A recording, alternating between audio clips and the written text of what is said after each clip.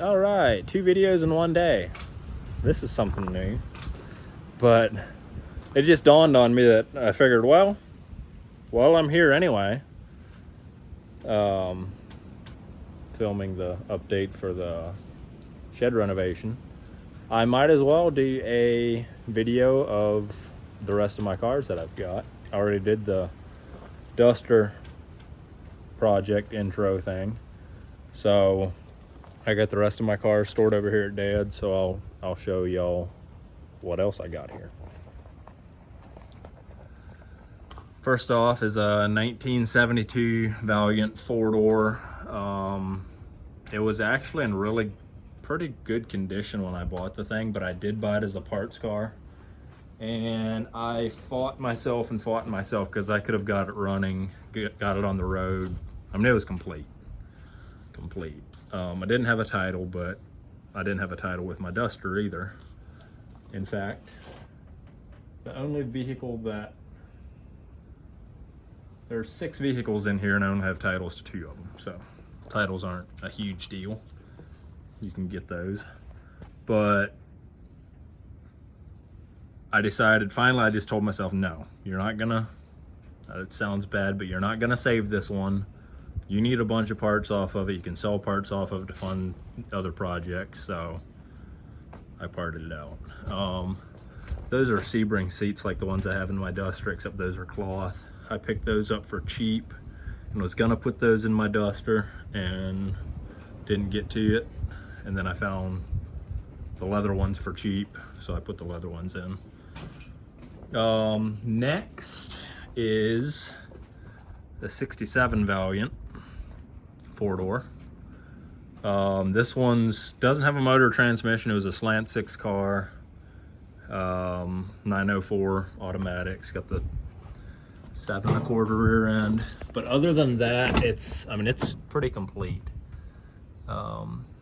Seats need recovered, but the doors all open and close like new. It was actually sold new here 10 minutes from here in Russellville, Kentucky.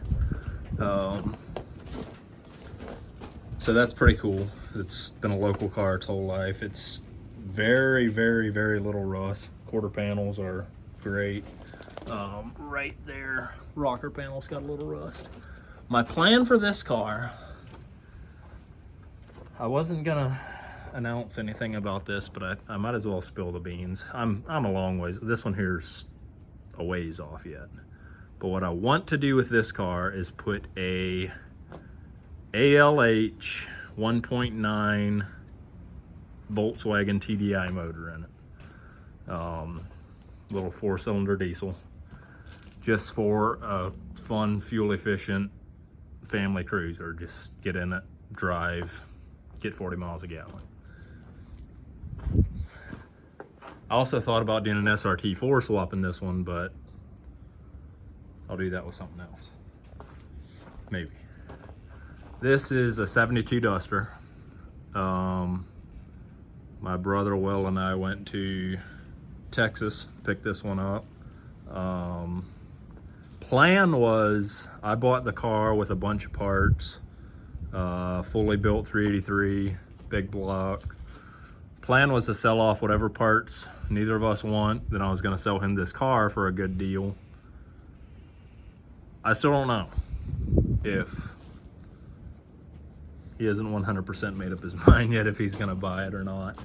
But if he doesn't, I'll either build it or just keep it, hang on to it, because it's really solid. It needs quarter panel back there, but it's got new floor pans, subframe connectors. A lot of the fab work's been done. It's got a new tail panel that came with it, AMD tail panel. All the parts are in storage in another building. But worst case scenario, I leave it in storage, or I can always sell it and get more than, yeah, I can get quite a bit for it if I sell the thing. And this is my first car. It's a 1975 Plymouth Scamp, slant 6, 904, 7 1/4 rear end. It was tan with a tan vinyl top and tan vinyl interior. Nothing fancy, nothing great. It's pretty rough. If it wouldn't have been my first car, it would probably be a parts car. It's the back of the roof is rotted out on this side. It needs quarter panels on both sides. The trunk floor is almost gone. The floor pans are rough. The only thing that doesn't need any rust repair, I believe, the driver's fender and the hood. But it was my first car. I actually sold it in 2013 to get married, because I hadn't done anything with it in a year or more and just sort of got burned out with it. So I sold the thing for $800 in February of 2013. In January of 2020, the guy texts me and he's like, "Hey, you want to buy your car back? I'm moving to Florida." I said, "Well, give me to the end of the week to get some money around." So I sold another 74 or 75 Duster that I had. Sold it and went down, and I said, would you take what you gave for it? He's like, "Yeah, for you I will." So I bought it back for $800. Nothing changed on the car the whole time that he had it. The night he picked it up, I put a box of extra parts in the back seat. As you can see through the window, it's still in the back seat. So it is exactly as I sold it. So that's cool. It's not going anywhere now. I've got plans for that one too, that if it gets done, I think it's gonna be really sweet. Some people are gonna love it, other people are gonna hate it. I don't really care.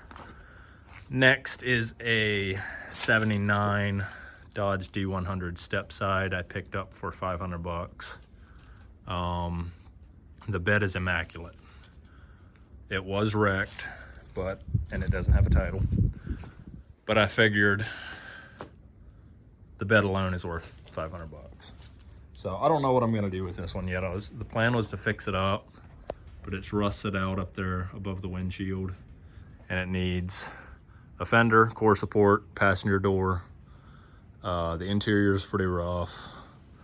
I want to put, if I fix it up, I'm going to put the bird bath style hood on it. I've got a 73 to 76 grill to put on it, but I don't know. And then this here is just it's a 64 Dart. This thing's rough, really rough. Somebody painted it with a paint roller and put, like, you can see how thick the paint and Bondo was on the quarter panel. But I bought that thing for, I think, $300, just simply to part it out. That's the only early A body I've ever had. I didn't need any of the parts off of it, but I bought it cheap just to part it out and make some money. I don't think I've broken even yet on it because I really haven't had much time to pull parts off of and get stuff sold. But that's what I've got. Like I said, I got not enough time and money for the amount of projects. My dreams are much bigger than my allowance for projects.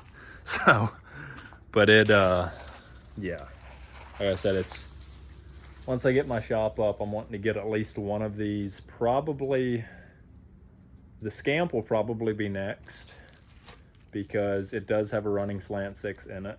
It needs carburetor work, but it'll run and drive.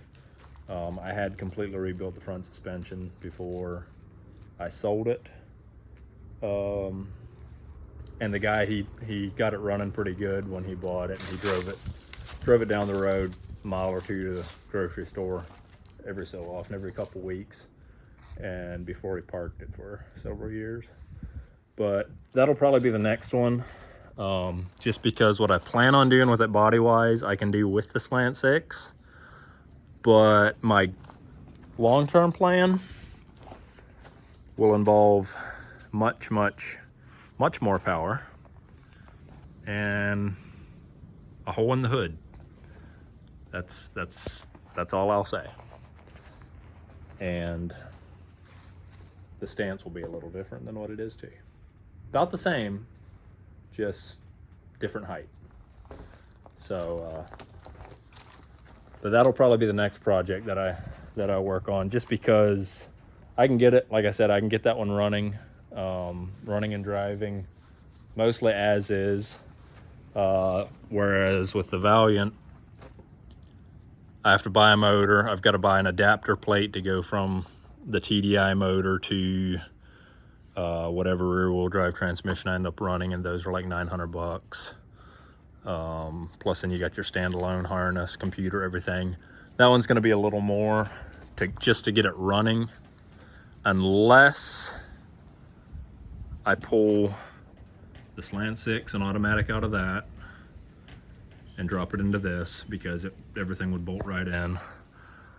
Or I've got a 318 that came out of my 72 Duster, and I've got a small block transmission I could drop in this thing, but none of that'll happen anytime soon, because as y'all know, I don't have a shop. And I've just about had my fill of building cars in the driveway. So that's all I've got. Yeah, thanks for watching.